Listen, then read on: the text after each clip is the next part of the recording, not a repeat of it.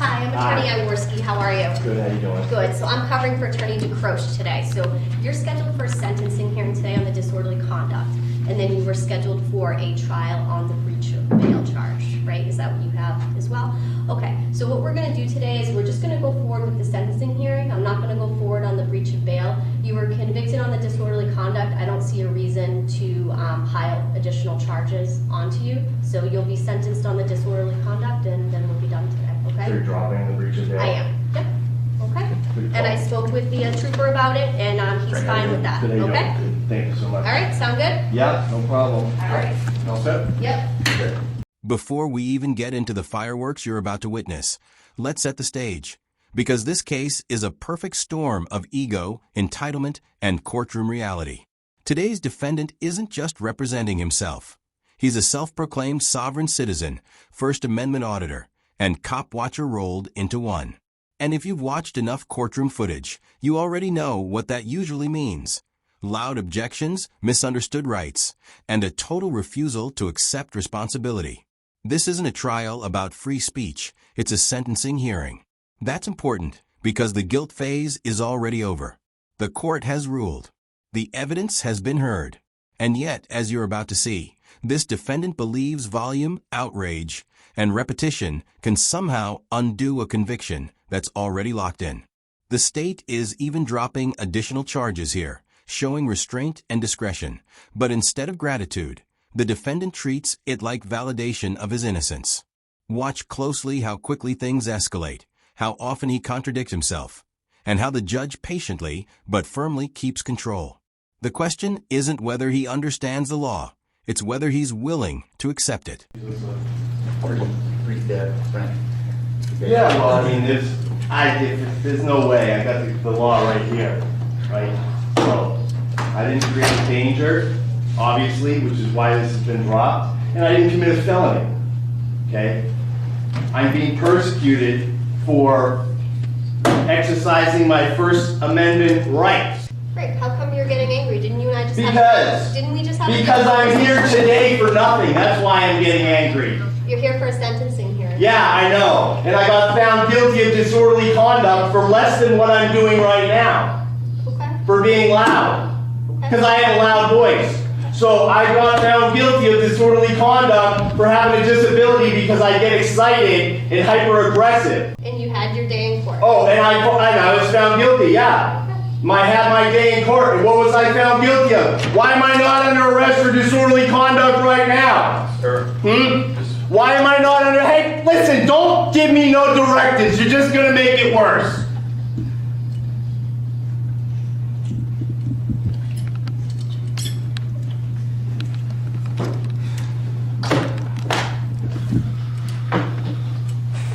Ridiculous. Hey, Frank. Absolutely ridiculous.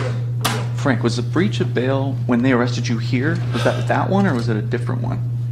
Judge is on the way. Yes. We'll wrap this up and you'll be on your way. That was the one, thank you. That was the breach of bail for the New Hampshire 9 arrest. For where someone was arrested for saying amen. And I was arrested for, we don't know yet, making a loud noise. Which is all on video, and I didn't make one fucking peep. Not one fucking peep. Yeah, well, we would know if you had. You're in a courthouse. I don't care. It's not illegal to swear. Okay? If you I don't need. disturb Listen, other have me people- arrested. Do something. Do something. I don't want to. Do something, because you can't. I'm trying to Don't work give with me directives and tell me what to do or what to say or anything. Frank, come on, Frank. Here's where the narrative starts to fall apart. Notice how the defendant immediately reframes a criminal conviction as persecution. This is a classic tactic. Shift the focus from conduct to ideology. The First Amendment protects speech, not behavior that crosses into harassment, intimidation, or disorderly conduct. Courts have repeatedly made that distinction clear. What's especially telling is how he claims the charge was dropped, even though we already heard the court say he was convicted and is now here for sentencing. That contradiction matters. He's not confused. He's rewriting the story in real time to avoid accountability. And when frustration kicks in, he attributes his behavior to a disability, but only after being called out. That selective explanation raises a serious question. Is this about rights or about control? Ask yourself, if this were truly about free speech, why is every authority figure the problem? I'm trying to, but these people, they all want to take their time. Oh, hey. Oh, just calm down. Let it be cool. No, this is absolute bullshit why I'm here today. And everybody knows it, and that's why you dropped those charges. I told you why. So I get it. You're cool. You dropped the charges. I appreciate that. It's nothing personal against you. This is business. I'm being cool. I am being as cool as I can be. Frank. Okay? Come on, Frank. You wanna get this done? Oh, I'm ready. Let's do this thing. I've been here. Let's go.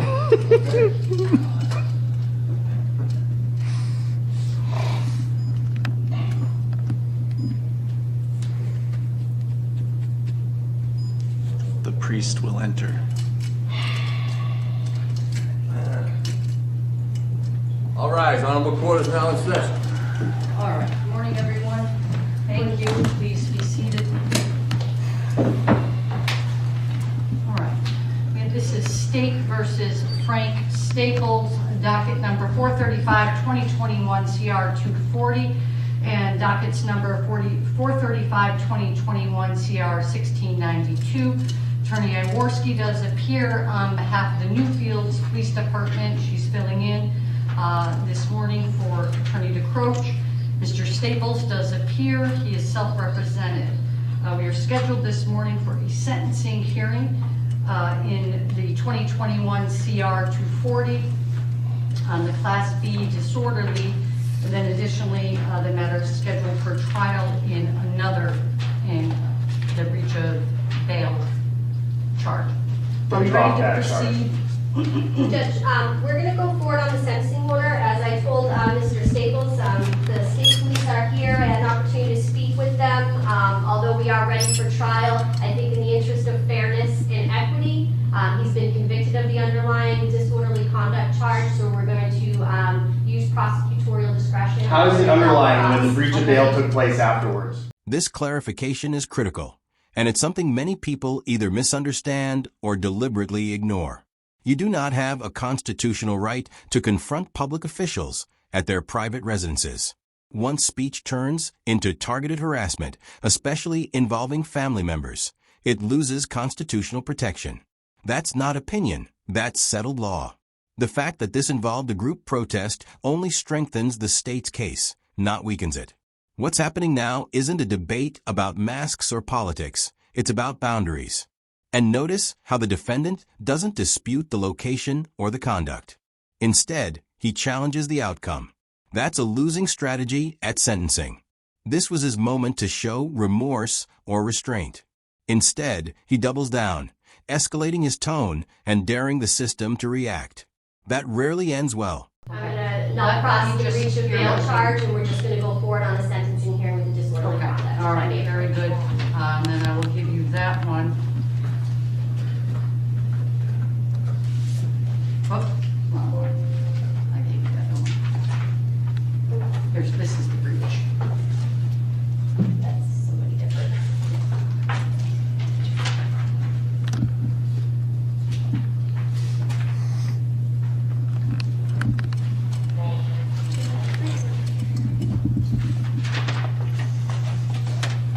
All right, thank you. Thank you. All right, so with that then, if we're ready, we'll proceed with the sentencing and the state's recommendations. Mr. Staples, what I'm going to do is I'm going to hear from the state first, what they're recommending relative to the disorderly conduct, which was a Class B misdemeanor in that matter. And then after I hear from them, I'm certainly going to hear from you as to any recommendations or any position you take as to penalties, okay? So with that, thank you, Attorney Jaworski. Judge, the state's going to ask for a $1,000 fine, $500 of that to be suspended for 2 years of good behavior. Your Honor heard the facts and circumstances of this case. This is an individual who has racked up similar charges to this recently. That get dropped and dropped and dropped. Okay, all right. He has Don't a interrupt them. prior conviction for bail jumping in 2013, on February 11th of 2013. It looks like he had 1 to 7 years for a sentence with counseling, mental health treatment. He had a possession of prescription drugs also in 2013 where he was convicted. He had multiple counts. He received a 12 months time served sentence in that particular matter.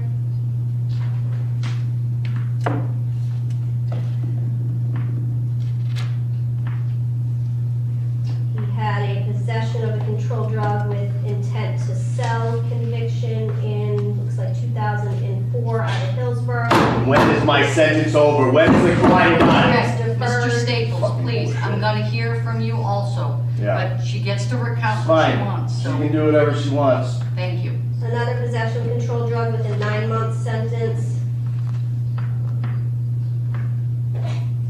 Shoplifting conviction in 97.